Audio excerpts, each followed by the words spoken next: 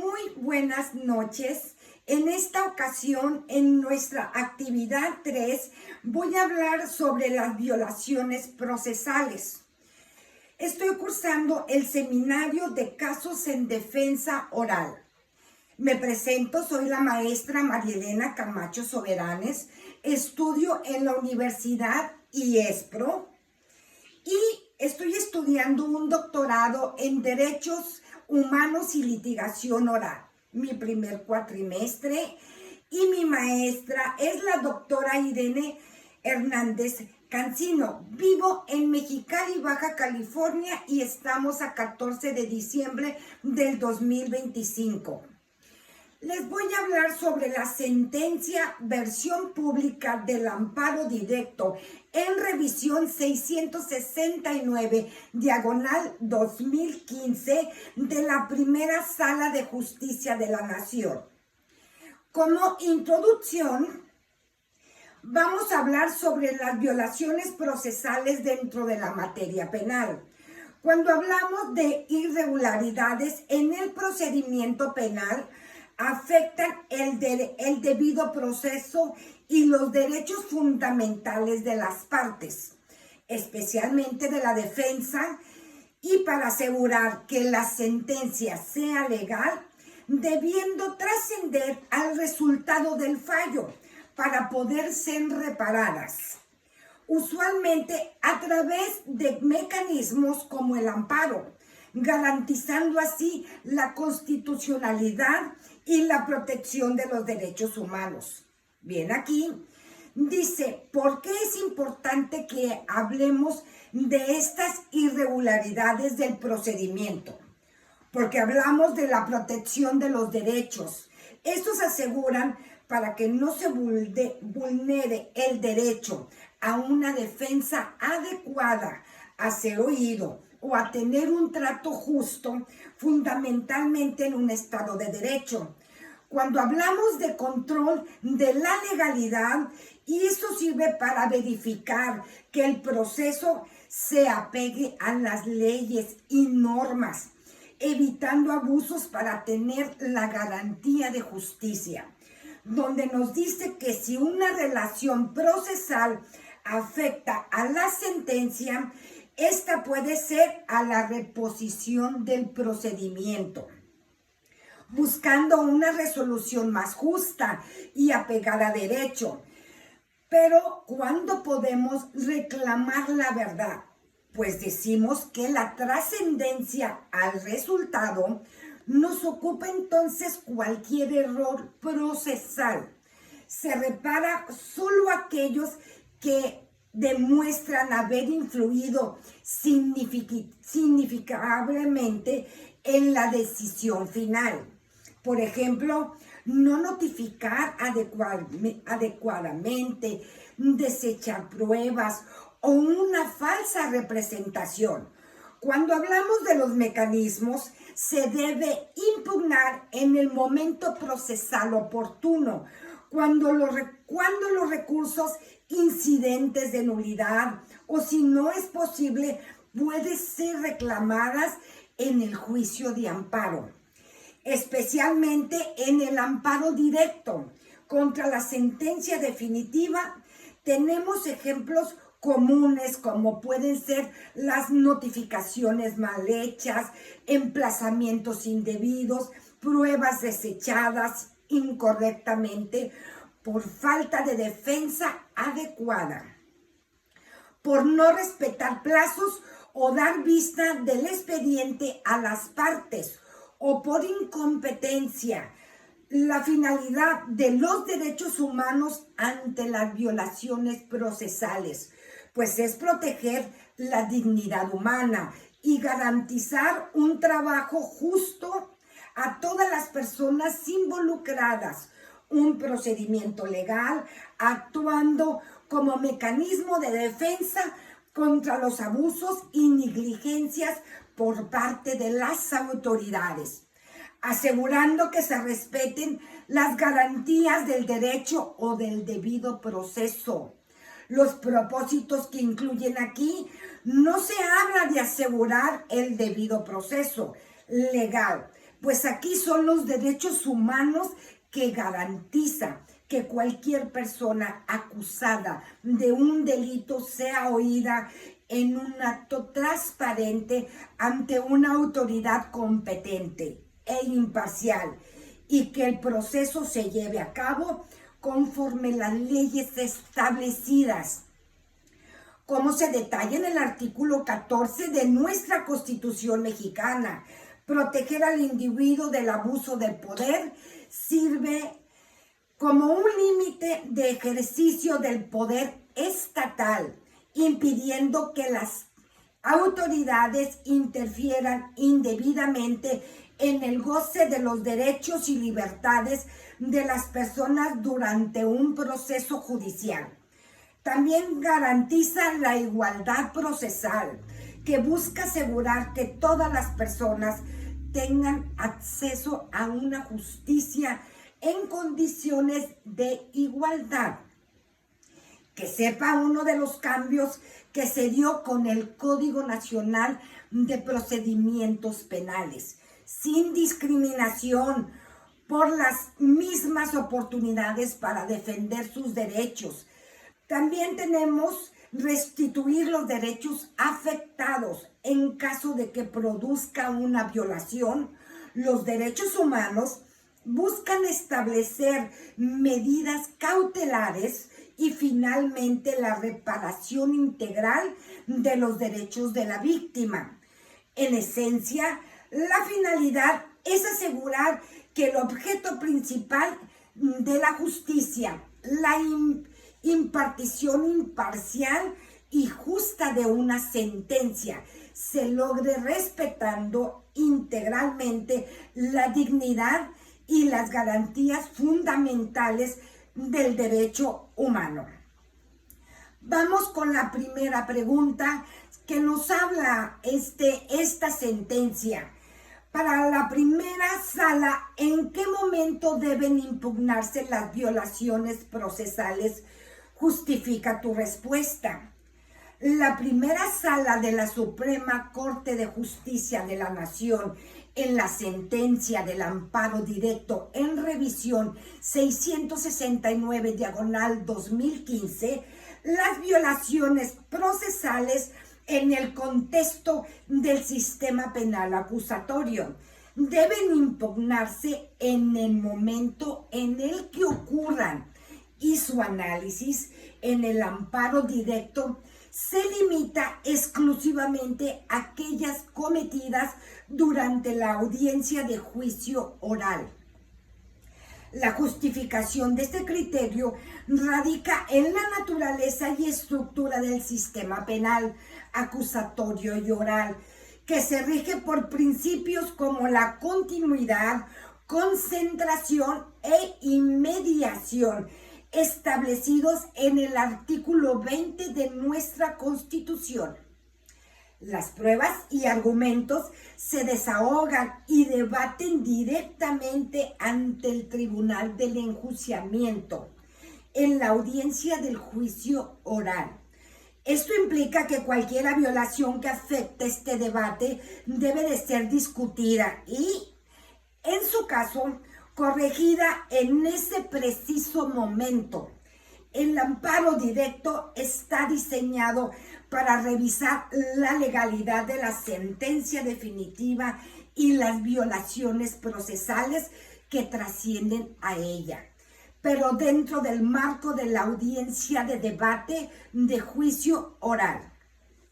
La sala realizó una interpretación conforme del artículo 173 de la Ley de Amparo, concluyendo que, si bien dicho precepto prevé la revisión de diversos supuestos de violación, todos ellos deben producir efectos o ser susceptibles de discusión sustantiva en la dinámica de confrontación y disputa que caracteriza a la audiencia del juicio oral. Si bien la doctrina inicial de este amparo directo en revisión número 669/2015 limitaba el análisis La misma sala ha desarrollado posteriormente que las violaciones graves a derechos fundamentales ocurridas en etapas previas, como la detención o la obtención de pruebas ilícitas, si bien no se analizan directamente como violaciones procesales en el amparo directo, deben ser investigadas por el Ministerio Público competente, dándose vista para la investigación penal correspondiente, debido a su naturaleza intrínseca y afectación de los derechos humanos.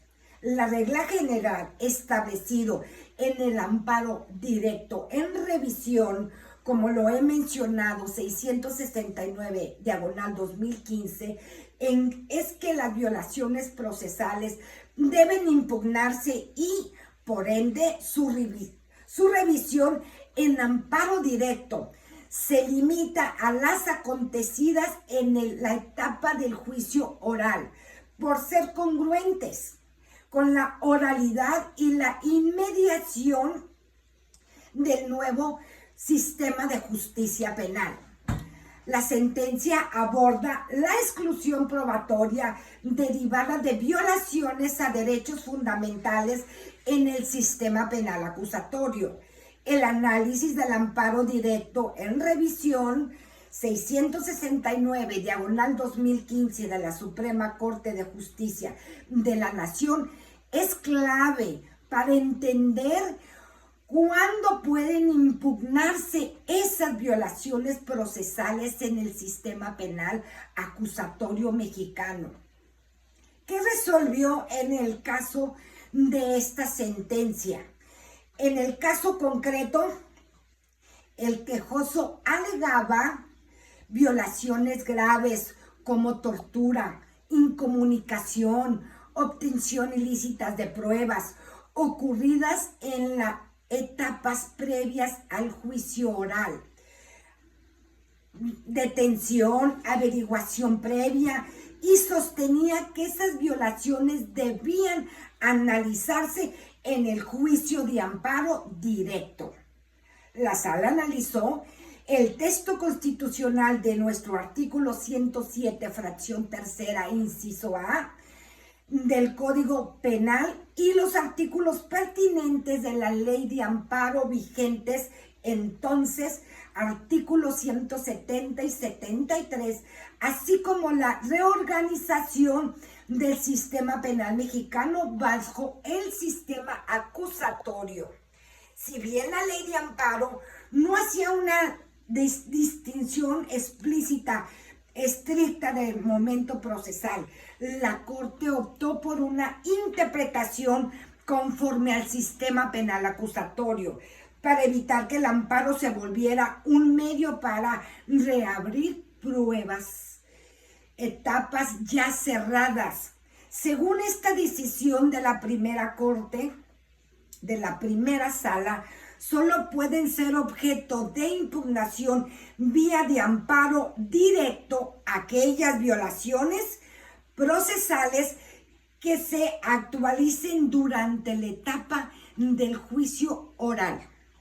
Las violaciones ocurridas en etapas previas, como la detención, la averiguación previa, el control de detención, admisión de pruebas en la etapa intermedia, etc., deben haberse impugnado en su momento procesal correspondiente, en esa fase del procedimiento, mediante los medios ordinarios de defensa, o cuando aplique en el juicio de amparo, si esa etapa concluyó con una resolución definitiva. Esas reglas se basan en la doctrina del llamado cierre de etapas. Una vez terminada una etapa procesal, sin que se hubiera impugnado las violaciones, ya no pueden reabrirse vía amparo directo. La Corte justificó su criterio principalmente con base de los siguientes argumentos. Naturaleza del sistema penal acusatorio y oral. Este sistema divide el proceso penal en etapas diferenciadas, como es la preliminar, que es la investigación, la intermedia, que es el control y depuración de pruebas, admisión de medios y juicio oral. Cada una de estas funciones distintas. Una violación procesal debe combatirse en la etapa en que ocurre para no desnaturalizar la división de funciones. Si en el juicio del amparo directo se permitiera reabrir todas las etapas y volver a revisar todo, el procedimiento se vulneraría la certeza y la economía procesal propios del sistema acusatorio. La aplicación de la ley de amparo conforme al artículo constitucional 107, fracción tercera, inciso A.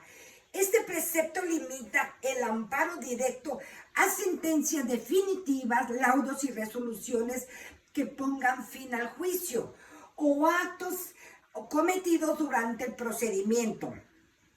Afectan la defensa del quejoso trascendiendo el resultado del fallo. Por eso, solo las violaciones que efectivamente afectan las defensas al momento de la sentencia y que no pudieron ser impugnadas antes, podrían examinarse.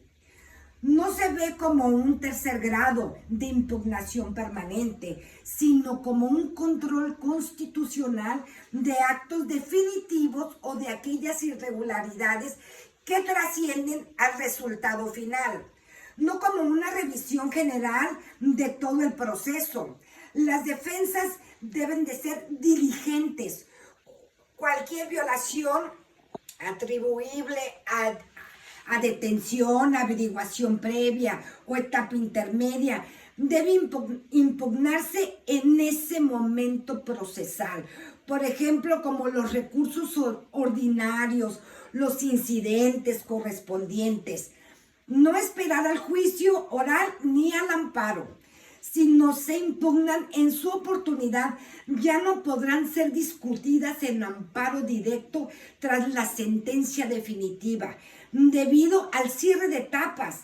El amparo directo y su revisión queda limitado a revisar lo que ocurrió en juicio oral o en los efectos definitivos sobre la sentencia final, salvo excepciones muy concretas. Vamos con la pregunta número 2.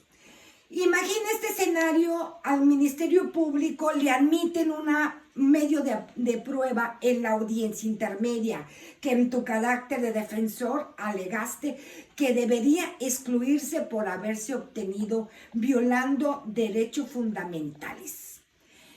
En el escenario que plantea como defensor, si el juez de control admite un medio de prueba obtenido con violaciones de derechos fundamentales en la audiencia intermedia, tus opciones y el marco legal aplicable se basa en la doctrina establecida por la Suprema Corte de Justicia de la Nación.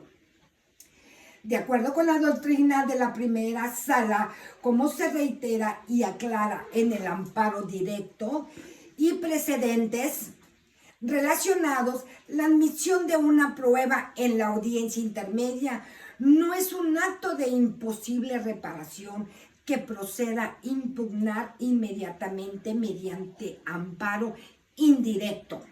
La razón es que la exclusión o valoración de la prueba es un tema que por regla general debe ventilarse y, en su caso, corregirse durante la etapa del juicio oral. El proceso penal debe continuar hacia la audiencia de juicio oral. La exclusión de pruebas ilícitas tienen como fin principal evitar que influyan en el fallo del tribunal de enjuiciamiento. Tu estrategia como defensor debe ser reservar el derecho para impugnar esa violación procesal en el juicio de amparo directo, que en su caso se promueva contra la sentencia definitiva que ponga fin al juicio. Durante la audiencia de juicio oral deberá insistir ante el tribunal de enjuiciamiento que esa prueba específica fue admitida erróneamente y que no debe de ser valorada, argumentando su origen ilícito. Si a pesar de ello la prueba es deshogada y el fallo resulta condenatorio, la violación procesal se incluirá en los conceptos de violación de la demanda de amparo directo. La Suprema Corte ha determinado que las violaciones procesales cometidas en etapas previas al juicio oral pueden ser objetos de análisis en el amparo directo, conforme al artículo 173, apartado B de la Ley de Amparo. El Tribunal de Amparo Directo debe analizar si la admisión de la prueba ilícita trascendió al resultado del fallo. En audiencia intermedia, el Ministerio Público ofrece un medio de prueba como tú, como defensor. Pides excluir por haberse obtenido violando derechos fundamentales. La autoridad judicial rechaza tu solicitud y admite la prueba. ¿Cuál es el momento para impugnar una violación procesal?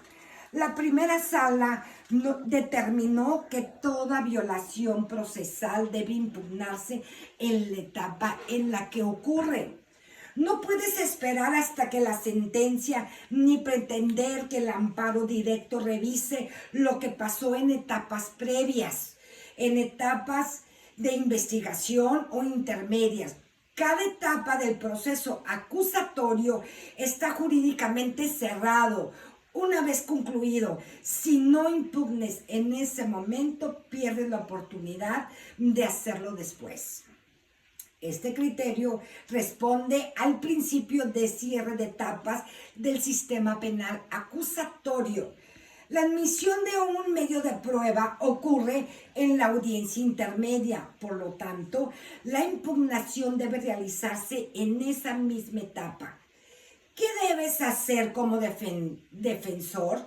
Impugnar de inmediato dentro de la audiencia intermedia, hacer valer tu objeción por ilicitud, solicitar exclusión probatoria, citar al artículo 97 del Código Nacional de Procedimientos Penales, donde nos habla de las pruebas ilícitas, señalar violaciones de derechos fundamentales vinculadas a una regla de exclusión.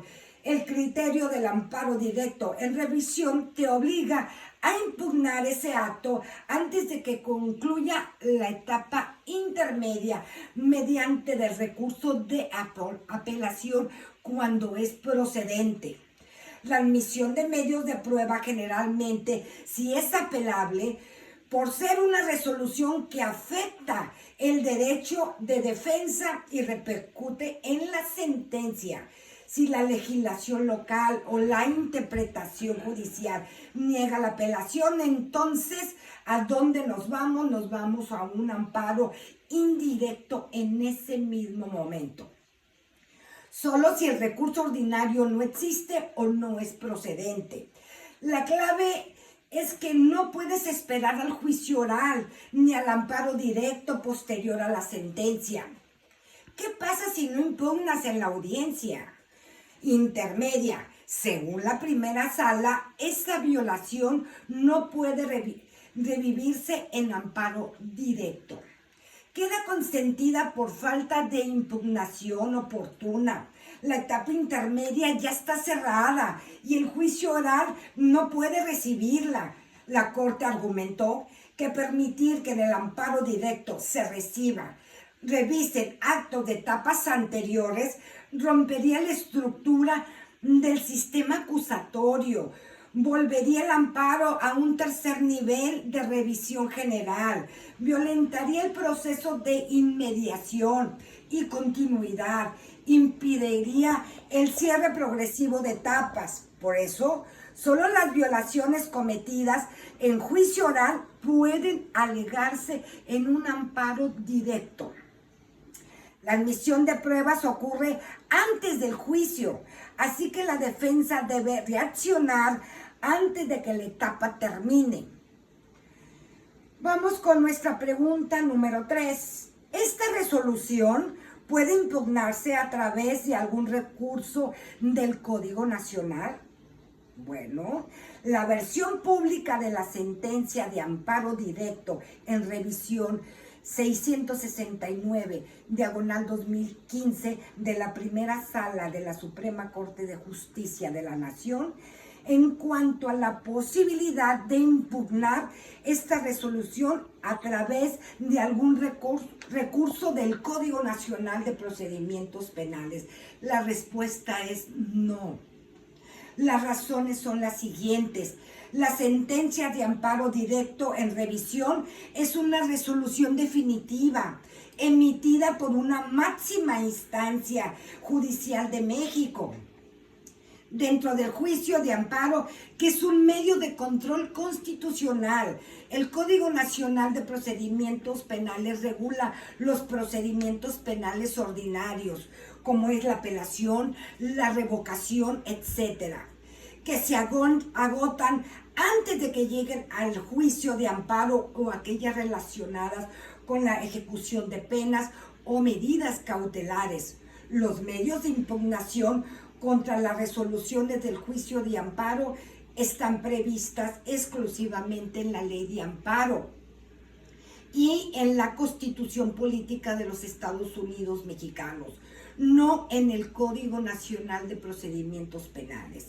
Específicamente contra una sentencia del amparo directo en revisión dictada por el Pleno de la Sala de la Suprema Corte de Justicia de la Nación, generalmente no procede ningún recurso ordinario adicional que permita modificarla o revocarla, ya que constituye la decisión final sobre la constitucionalidad del acto reclamado. En casos excepcionales, podría proceder un recurso de reclamación contra acuerdos de trámites emitidos por la presidencia de la sala, pero no en contra de la sentencia de fondo mismo del amparo directo. ¿Ok?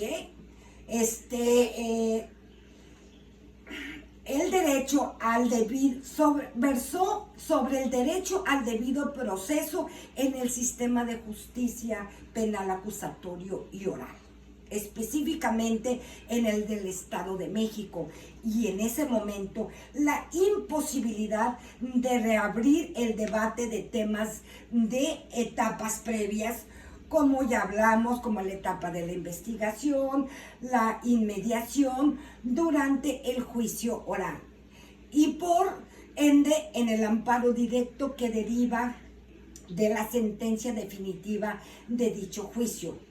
Un punto central de la ejecutoria fue que las violaciones procesales ocurridas en etapas anteriores al juicio oral no podrían ser analizadas en el amparo directo, salvo que afecten derechos sustantivos o que tuviera una trascendencia fundamental al fallo y estuvieran expresamente previstas por la Ley de Amparo.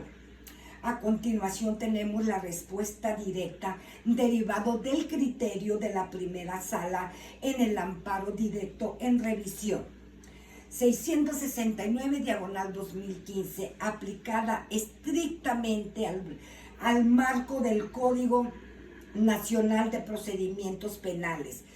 La resolución que admite un medio de prueba en audiencia intermedia puede impugnarse mediante un recurso del Código Nacional de Procedimientos Penales.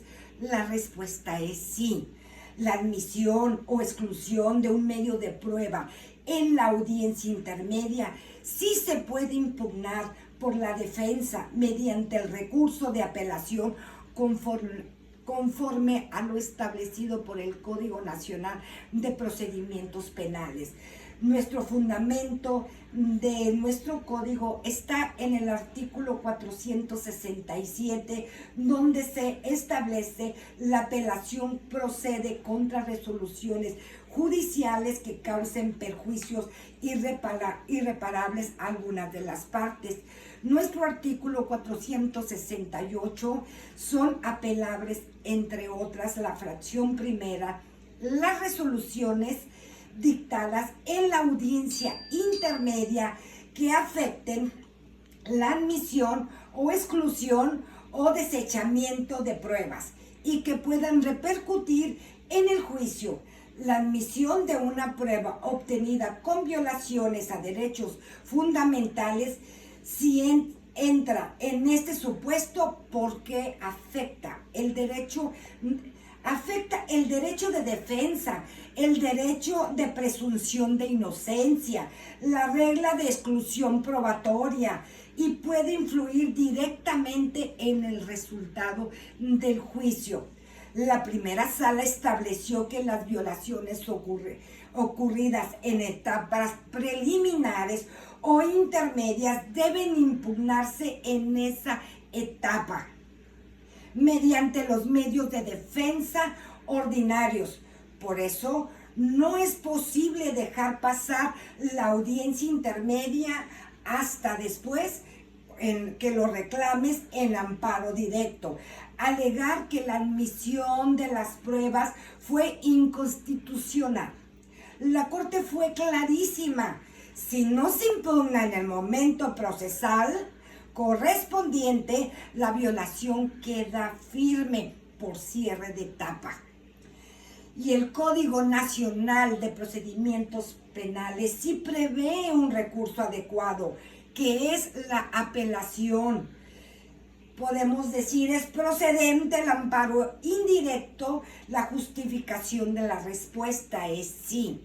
El amparo indirecto es procedente contra ciertos actos en el sistema penal acusatorio y la propia lógica de la sentencia de amparo directo en revisión.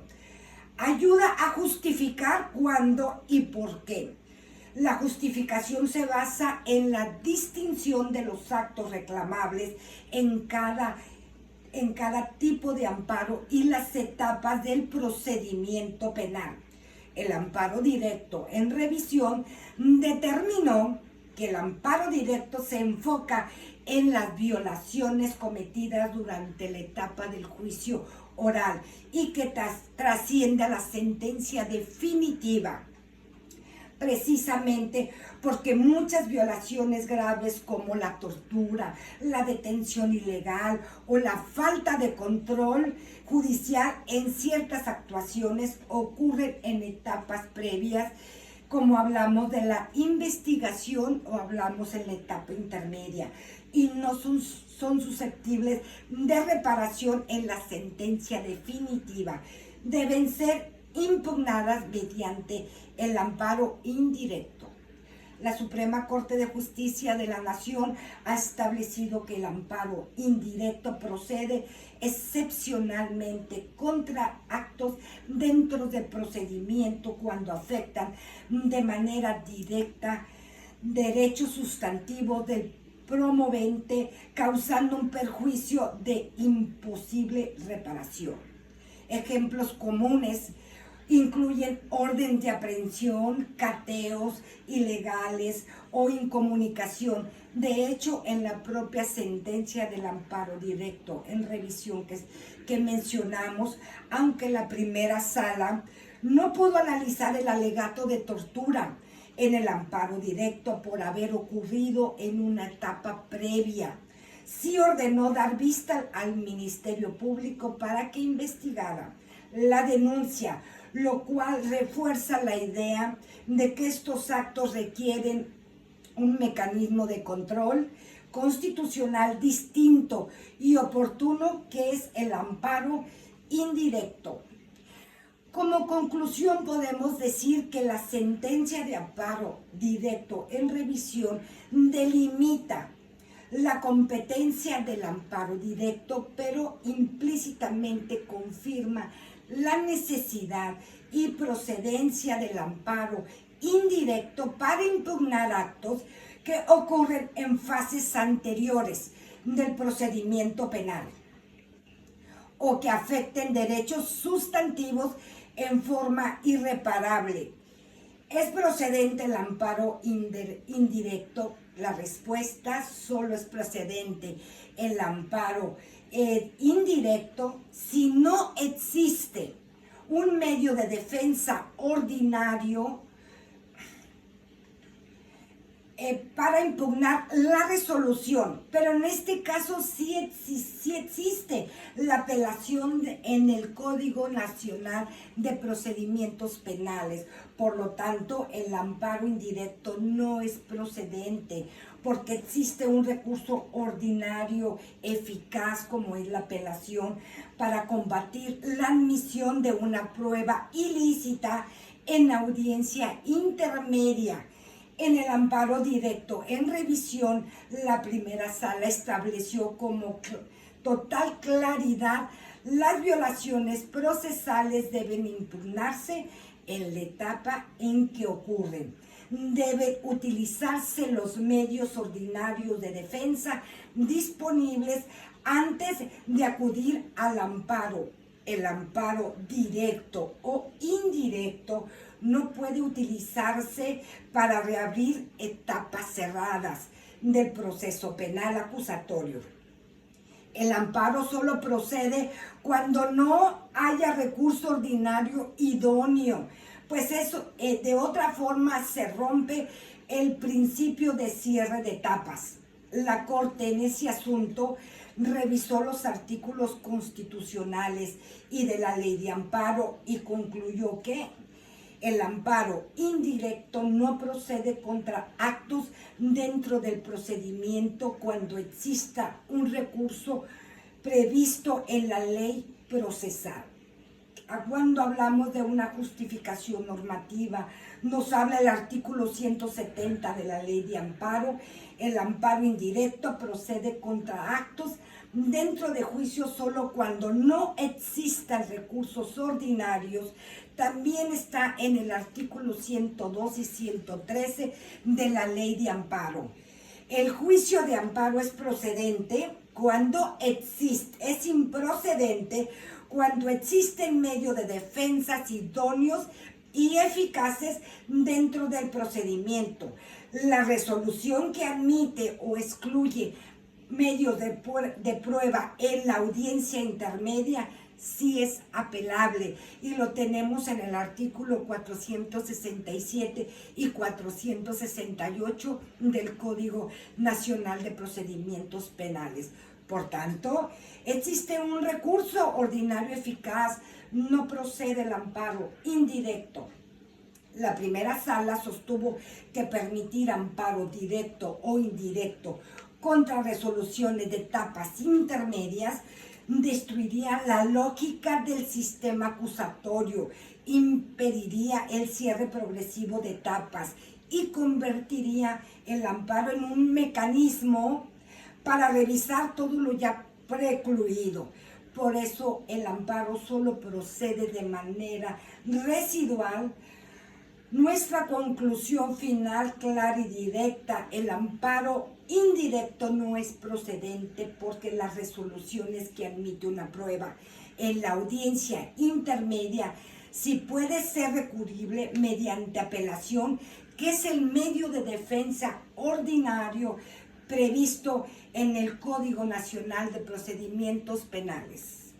El criterio del amparo directo obliga a usar ese recurso ordinario. Si no existe recursos, entonces sí procedería el amparo indirecto, pero este no es el caso. Por mi parte, es cuanto.